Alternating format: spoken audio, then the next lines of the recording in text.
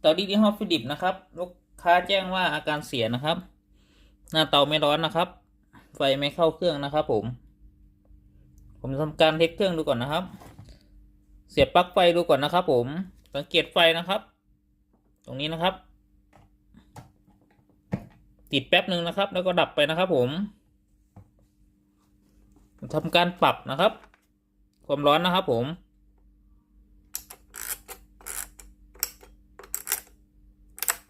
ไม่มีไฟติดเลยนะครับปกติไฟจะติดตรงนี้นะครับผมไฟไม่ติดเลยนะครับ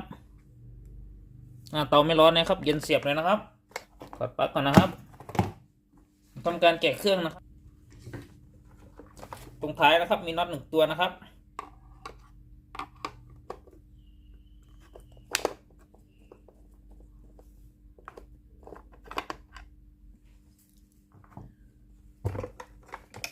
โครงท้ายออกนะครับผมจะทำการแกะในส่วนของตัวซุดโครงนะครับผมเพื่อให้เห็นวงจรด้านในนะครับแกะพลาสติกออกนะครับปิดหัวน็อตนะครับใส่น็อต1 ตัวนะครับด้านหน้านะครับ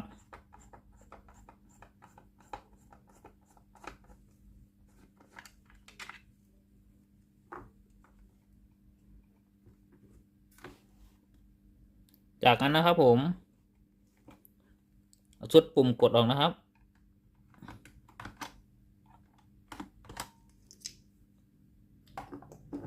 จะมีน็อตนะครับผมซ่อนอยู่ตรงนี้นะครับ1 ตัวนะครับขันออกนะครับ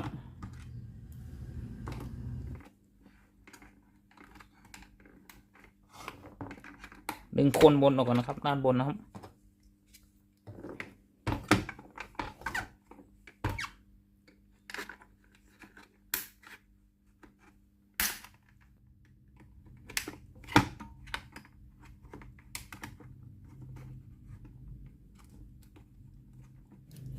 จากนั้นผมจะแกะในส่วนของตัวน็อตนะครับด้านท้ายนะครับ2 ตัวนะครับ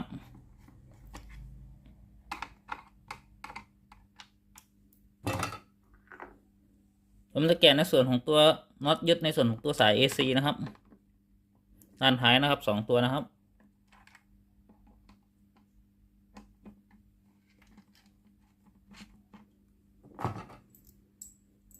จะดึงในส่วนของตัวแผงออโต้ออฟออกมานะครับ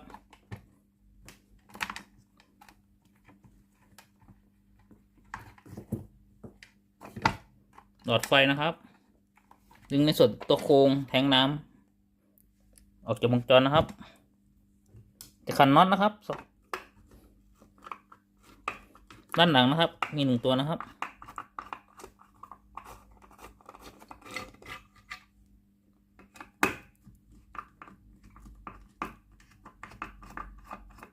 2 ตัวนะครับ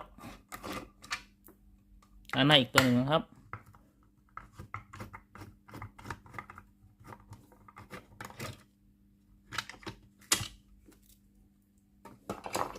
เอาตัวปรับออกก่อนนะครับเอาสายไฟออกก่อนนะครับผม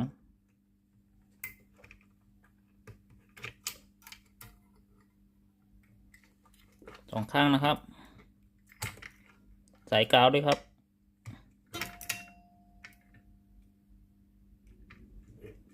สายไฟเอาท์พุตนะครับ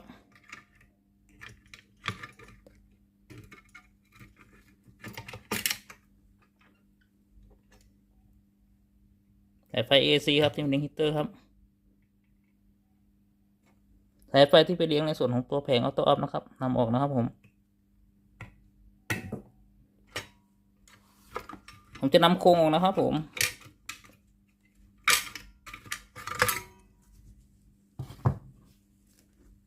ทำความสะอาดก่อนนะครับ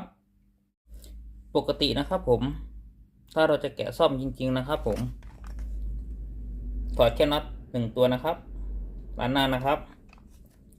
ด้านหลังนะครับ2 ตัวนะครับ2 ตัวนะครับตัวโครงนี้ก็สามารถดึงขึ้นได้เลยนะครับแล้วถอดน็อต1 ตัวนะครับ2 ตัว3 ตัวนะครับก็ถอดในส่วนนี้ได้นะครับถ้าจะถอดซ่อมจริงๆนะครับไม่ต้องแกะเยอะเหมือนผมนะครับเพราะว่าตัวนี้ผมแกะให้ดูเฉยๆนะครับว่าข้างในมีอะไรบ้างนะครับ จากนั้นผมจะต่อไฟเข้าในส่วนของตัววงจรนะครับ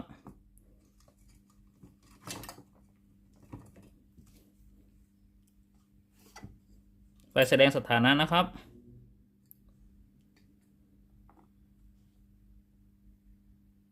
2 เส้นนะครับ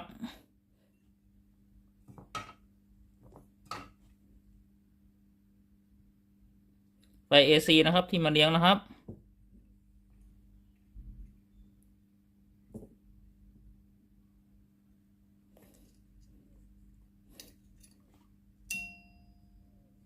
ไฟเอาพุทนะครับที่จ่ายมาจากบอร์ดนะครับ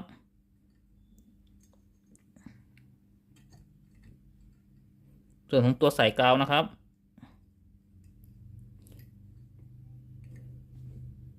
อันนี้คือแผงนะครับก่อนทำการซ่อมนะครับผมขออธิบายวงจรไฟฟ้านะครับผมไฟจากปลั๊กไฟนะครับ220 โวลต์นะครับเมื่อมีการเสียบเข้าที่ปลั๊กไฟนะครับส่วนหนึ่งนะครับผมสายสีน้ำตาลนะครับ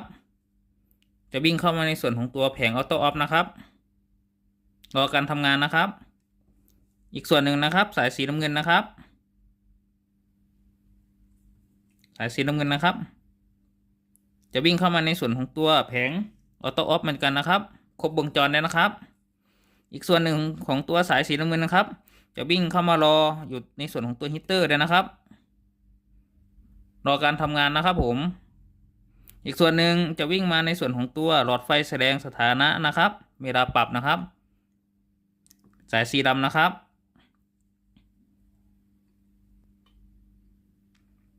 เมื่อมีการเปิดเครื่องครั้งแรกนะครับผมส่วนของตัวแผงออโต้ออฟนะครับก็จะจ่ายไฟในส่วนของตัวเอาต์พุตนะครับก็คือสายเส้นสีแดงนะครับ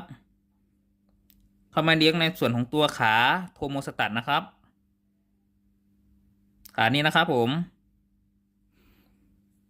จากนั้นรอการปรับนะครับคือการปรับของตัวนี้นะครับของผู้ที่ใช้งานนะครับปรับอุณหภูมินะครับ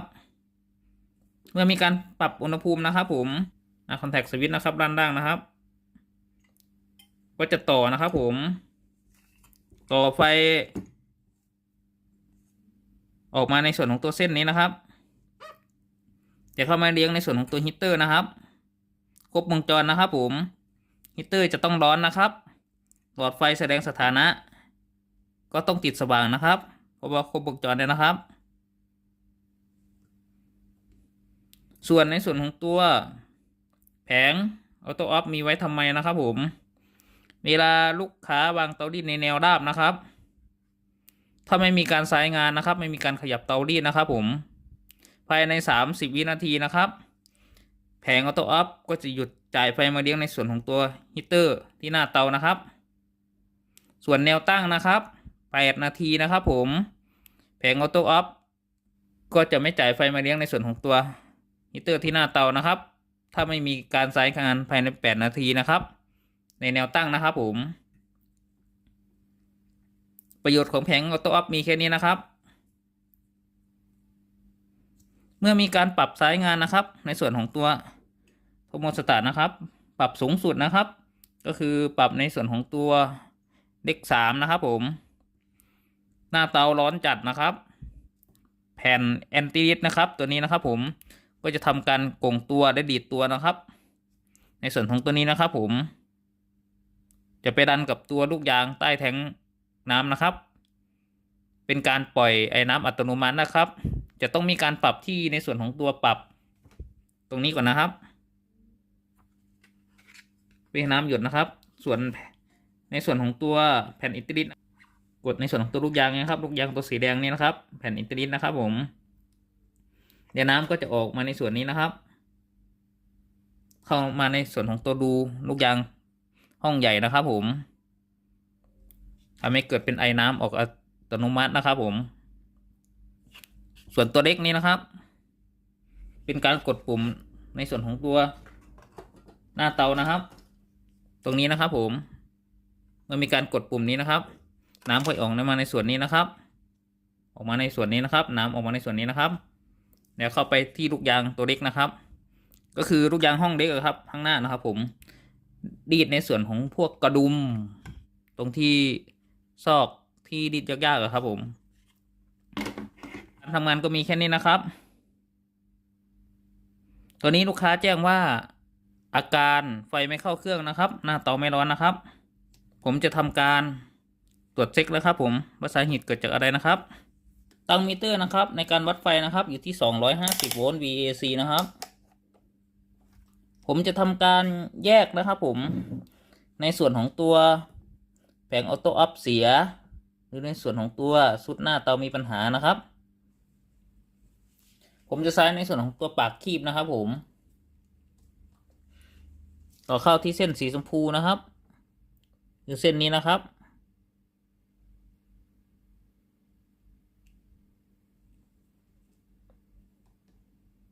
อีกเส้นหนึ่งนะครับต่อเข้าในส่วนของตัวสายสีฟ้านะครับ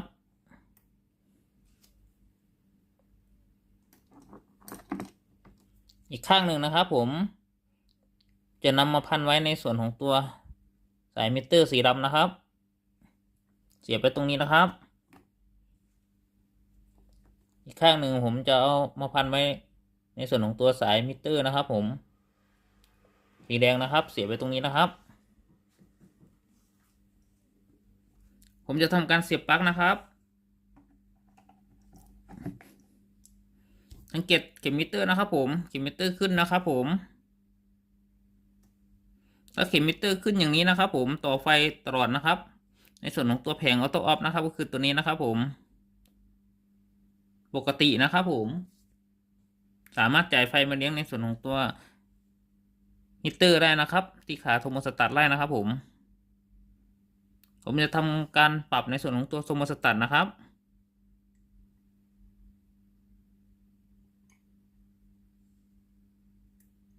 สังเกตไฟหลอดไฟนะครับผมปรับจุดนะครับหลอดไฟตัวนี้นะครับผมไม่ติดเลยนะครับผมในส่วนนี้นะครับ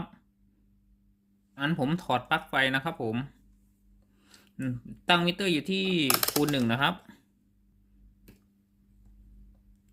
ผมจะวัดในส่วนของความต้านทานนะครับผมไฟที่จ่ายนะครับก็คือสายนี้นะครับจ่ายมาจากบอร์ดนะครับสายสีแดงนะครับจับขาตรงนี้นะครับ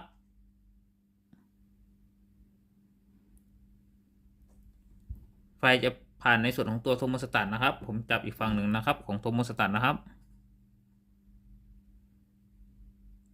จะปรับอุณหภูมินะครับสังเกตเข็มมิเตอร์นะครับผมเข็มมิเตอร์ไม่ขึ้นเลยนะครับผมในส่วนนี้นะครับตัวโทโมสตัตนะครับน่าจะมีปัญหานะครับคือตัวนี้นะครับผมหน้าคอนแทคนะครับผมตัวนี้นะครับหน้าคอนแทคสวิตช์นะครับน่าจะไม่ดีนะครับผมสกปรกนะครับผมทำให้ไม่ต่อสวิตช์นะครับผมหน้าคอนแทคตัวนี้นะครับน่าจะไม่ดีนะครับผม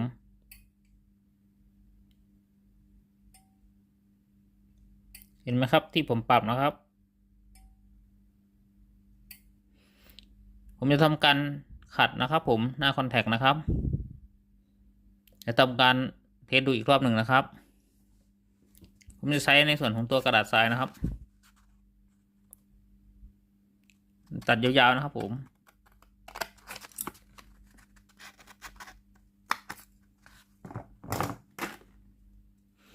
จะสอดเข้าไปในส่วนของตัวโทโมสตัตนะครับผมทำการขัดนะครับ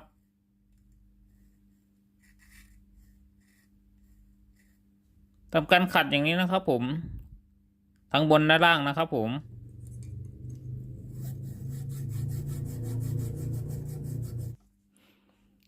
จากนั้นนะครับผมจะทำการวัดในส่วนของตัวโทโมสตัตนะครับผมวัดดูใหม่อีกรอบหนึ่งนะครับจับที่ขาโทโมสตัตนะครับสายสีแดงนะครับในอีกข้างหนึ่งนะครับที่ขาฮีเตอร์นะครับทำการปรับนะครับสังเกตเข็มมิเตอร์นะครับเข็มมิเตอร์ขึ้นเลยนะครับผมคือในส่วนนี้นะครับผมในส่วนของตัวสวิตช์ของตัวโทโมสตัตนะครับในส่วนนี้สกปรกนะครับผม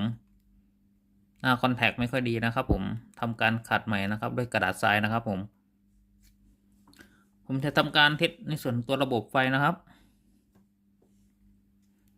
ผมจะตั้งมิเตอร์อยู่ที่ย่าน250โวลต์ VAC นะครับผมทำการเสียบปลั๊กไฟนะครับทำการปรับนะครับผมสังเกตหลอดไฟนะครับหลอดไฟติดเลยนะครับหลอดไฟตรงนี้นะครับผมติดเลยนะครับผมจะทำการปรับอุณหภูมินะครับผมและวัดไฟที่มาเลี้ยงในส่วนของตัวฮีเตอร์นะครับ2 ขานะครับตรงนี้นะครับตรงนี้มีไฟมาเลี้ยงนะครับผม220โวลต์ VAC นะครับผมฮีเตอร์ร้อนเนี่ยนะครับถ้าเกิดว่าเราวัดไฟมาเลี้ยงในส่วนของตัวฮีเตอร์นะครับก็คือในส่วนของตรงนี้กับตรงนี้นะครับผมมีไฟมานะครับถ้าไม่ร้อนก็ฮีเตอร์ขาดครับผมในกรณีที่แผงออโต้ออฟเสียนะครับผมเราจะทำการแปลงให้เป็นเตารีดธรรมดานะครับ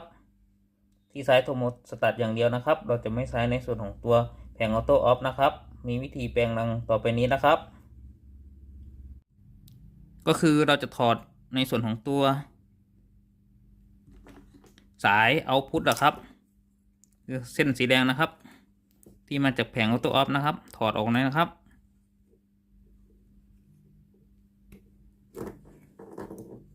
1 เส้นนะครับผมอีกเส้น1นะครับต่อสายที่ไฟที่ไปเลี้ยงในส่วนแผงออโต้ออฟนะครับ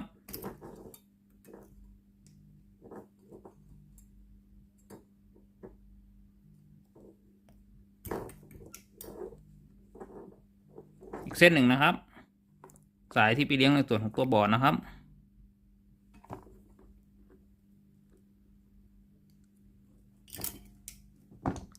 เราจะถอดแผงออโต้ออฟทิ้งนะครับเมื่อเราถอดสายออกเลยนะครับเอาแค่เสียบสายนี้ครับเข้าไปครับ2 เส้นและสายนี้ก็เข้าในส่วนของตัวนี้ครับผมแค่นี้ก็เป็นเตารีดธรรมดานะครับสามารถปรับอุณหภูมิในส่วนของตัวโทรโมสตัตได้ปกติครับปรับเบอร์1เบอร์2เบอร์3ตัวโทรโมสตัตก็ตัดครับเหมือนเตารีดธรรมดานะครับแค่ไม่มีแผงนะครับผมผมจะลองเทสดูนะครับผมจะลองเสียบปลั๊กนะครับนี่ปรับอุณหภูมินะครับเห็นไหมครับหลอดไฟติดแล้วครับหลอดไฟสว่างติดนะครับผมติดปกติครับส่วนตัวนี้ก็จะตัดปกติครับผมจะทำการประกอบในส่วนของตัวเครื่องนะครับลูกยางนะครับตัวโครงล่างนะครับ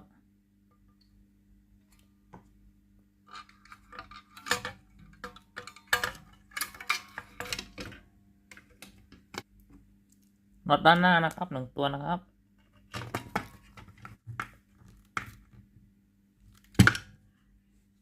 ด้านหลังนะครับสายมือนะครับ1 ตัวครับหัวมือนะครับ1 ตัวนะครับ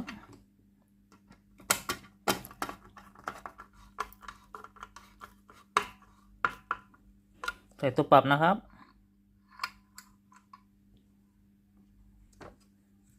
จะวางไว้ก่อนนะครับประกอบในส่วนของตัวโครงบนนะครับใส่แผงออโต้ออฟก่อนนะครับของตัวโครงนะครับผม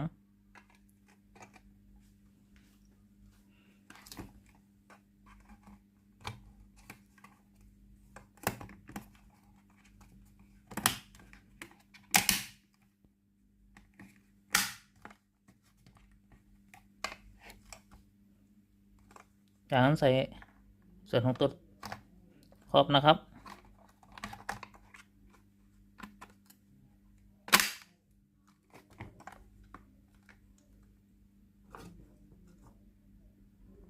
ใส่ส่วนของตัวลูกยางสีแดงนะครับ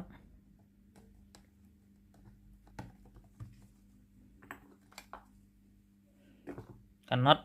ด้านหน้า1 ตัวนะครับใส่ปุ่มสีน้ำนะครับด้านหน้า1 ตัวนะครับ ใส่ปุ่มกดน้ำนะครับด้านหน้า1 ตัวนะครับ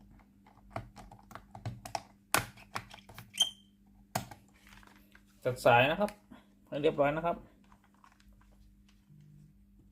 ผมทำการใส่สายนะครับสายไฟแสดงผลนะครับ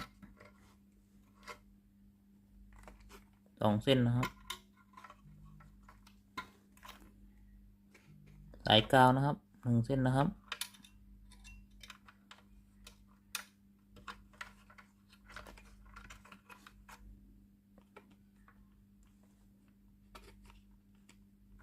ไฟเอาพุทนะครับสายสีแดงนะครับ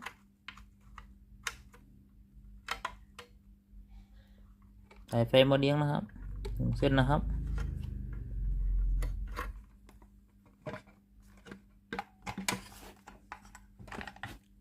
ขันน็อตด้านหน้า1 ตัวนะครับ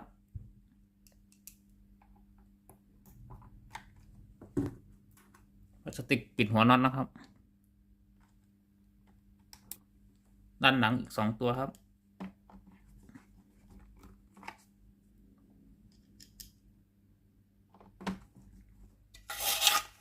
ใส่ฝาท้ายนะครับขันน็อตอีก1 ตัวนะครับด้านหลังนะครับเมื่อประกอบเสร็จแล้วนะครับเทสอีกรอบหนึ่งครับปรับสวิตช์ดูนะครับปรับตัวกดไอ้น้ำดูครับปรับตัวกดน้ำดูนะครับเสียบปลั๊กไฟนะครับเทสดูอีกรอบหนึ่งนะครับการปรับในส่วนของตัวโทรโมสตัตนะครับตอนนี้หลอดไฟติดเลยนะครับตรงนี้ครับผมแต่ก่อนไม่ติดนะครับสรุปนะครับผมอาการเสียของเตารีดยี่ห้อฟิลิปนะครับผมอาการไฟไม่เข้าเครื่องนะครับผมตัวนี้ไม่มีอะไรเสียนะครับแค่ในส่วนของตัวสวิตช์โทรโมสตัตนะครับหน้าคอนแทคสกปรกนะครับผมเวลาปรับเนี่ยนะครับผมหน้าคอนแทคไม่ต่อนะครับไม่มีไฟไปเลี้ยงในส่วนของตัวฮีตเตอร์นะครับผมขอบคุณมากๆครับผมที่รับชมคลิปวิดีโอนะครับผมฝากกดไลค์กดแชร์กดติดตามด้วยนะครับขอบคุณครับสวัสดีครับผมเจอกันใหม่คลิปหน้าครับ